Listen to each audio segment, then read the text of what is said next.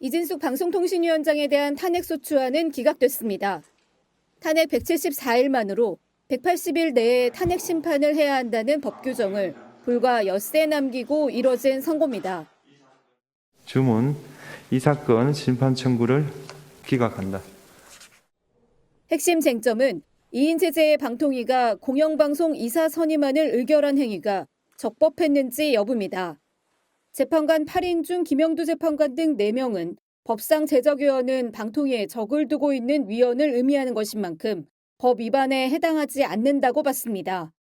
의결 당시 방통위의 제적위원은 이진숙 위원장과 김태규 부위원장 2명뿐이었습니다. 반면 문영배 재판관 등 4명은 합의제 기구인 방통위 설치법 취지와 방송의 공익성 등을 고려하면 법률 위반에 해당한다며 인용 의견을 냈습니다. 대체로 재판관별 진보 및 중도 보수 성향에 따라 의견이 갈렸다는 평가지만 파면 결정에는 6인 이상의 동의가 필요해 기각된 겁니다. 이진숙 위원장은 환영의 뜻을 표하면서 헌법재판소 전체의 결정이고 2인 체제의 적법성이 인정받은 것이라고 못 박았습니다.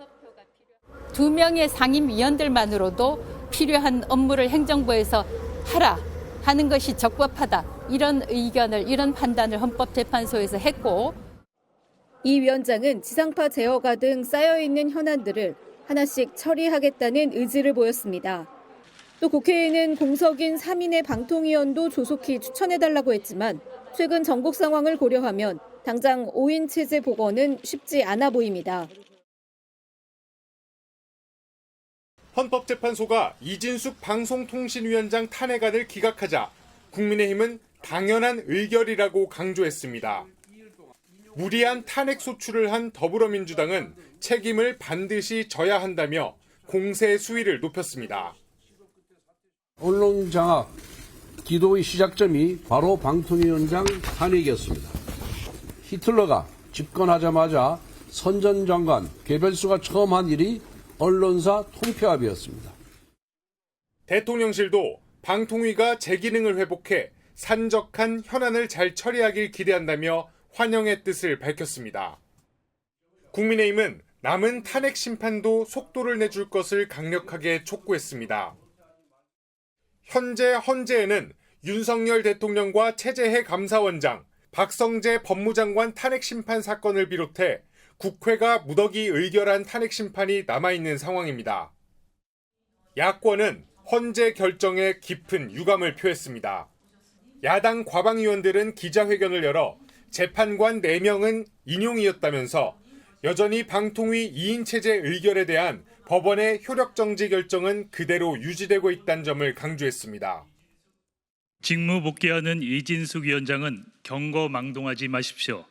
이번 헌재 판결은 이진숙 파면을 기각한 것이지 방송 장악을 하라는 것이 아닙니다.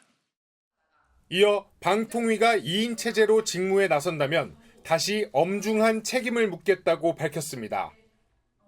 방송통신위원장의 이번 기각 판결로 국민의힘은 다른 탄핵 심판도 민주당이 탄핵 소추를 남발했다는 공세를 이어갈 것으로 보입니다.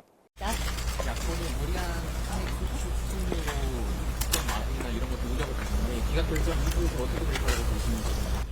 헌법은 대한민국에서 가장 상위의 법입니다. 헌법재판소에서 그런 결정을 내렸기 때문에 야권에서도 그 결정을 받아들일 것이라고 생각합니다. 이진숙 방송통신위원장 탄핵 기각으로 이재명 세력의 탄핵 남발, 입법 독재의 민낯이 드러났습니다. 만시지탄이지만 오늘 이진숙 위원장 탄핵 기각 결정이 이재명 세력의 탄핵 독재와 방송 탄압에 6개월이죠. 180일 가까이가 지났는데 할 일이 산적돼 있습니다. 직무에 복귀해서 급한 일 순서대로 차근차근 해결해 나가도록 하겠습니다. 복귀 후 어떤 업무부터 우선적으로 처리할 예정이신지? 그건 이제 그 직원들하고 상의를 해봐야 되고요. 제가 바깥에 있었기 때문에 제가 중요하게 생각하는 업무하고 실질적으로 직원들이 그동안에 파악했던 업무하고 다를 수가 있으니까 다만 이제 중대성 순서를 말씀드릴 수는 없지만 방송사 재허가 재승인 문제도 남아 있고요. 또 거대 해외 기업들에 대한 과징금 문제 뭐 여러 가지가 있지 않겠습니까? 아마 기자 여러분들이 더 잘 아시겠죠. 그런 업무들에 있어서 아무래도 2인 체제라는 그런 지적이 있을 수 있을 것 같은데 어떻게 생각하시나요? 바로 그 문제 때문에 헌법재판소에서 심판을 받지 않았습니까? 오늘 물론 일부 언론에서는 뭐 4대4라는 그 숫자를 얘기를 하시는데 국민들이 헌법재판소에 부여한 그 권한이 국민들이 법에 대해서 이런 심판을 해달라고 권한을 이임받은 곳이 바로 헌법재판소입니다.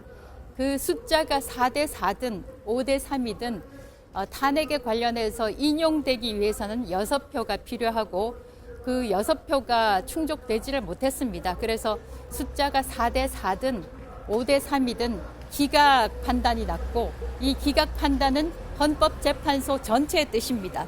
그래서 어떤 의미에서 이번 판결은 굉장히 중요한 의미를 가지고 있다고 보는 것이 언젠가 한 번은 지금 질문 주신 그 2인 체제에 대한 판단이 필요했었다.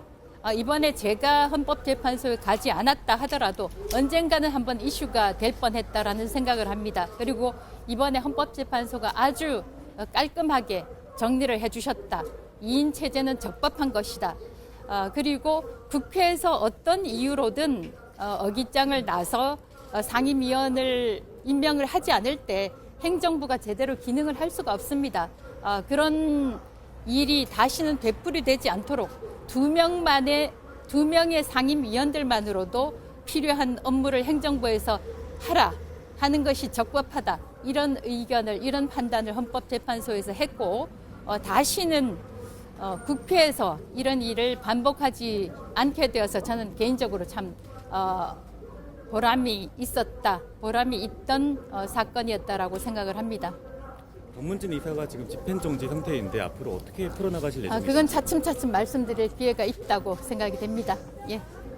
국회에 혹시 추가로 상임위원을 좀 추천을 좀 빨리 해달라고 말씀을 하실 생각도 있으실까요? 그동안에 수차례 방송통신위원회에서는 네, 이진수 방통위원장이 오전 10시 탄핵 기각이 되고 나서 소감, 그리고 지금 방금 바로 방통위에 출근하면서 나왔던 소감을 들어봤는데 윤정 기자 한번 정리 좀 해볼까요? 어떤 일 때문에였고 또 어떤 이유로 기각됐는지. 네, 야당은 지난해 8월에 이 위원장이 취임 3일 차에 국회에 탄핵안 의결로 증거 정지됐는데요. 이 야당이 탄핵안을 의결한 이유는 5인 위원회 합의체인 방통위가 2인만으로 구성이 된 상태에서 공영방송 이사 선임 등 이 주요 안건을 결정한 것을 두고 이게 방통위법 위반이라는 주장을 펼쳤습니다. 네. 그런데 여기에 대해서 174일 만에 헌재가 기각 결정을 내린 것이고요. 지금 말씀을 하신 내용 중에 뭐 4대4다 뭐 이런 얘기가 나왔는데 네. 헌법재판소의 경우에는 탄핵안이 인용이 되기 위해서는 6명 이상 재판관의 찬성이 필요합니다. 네. 그런데 지금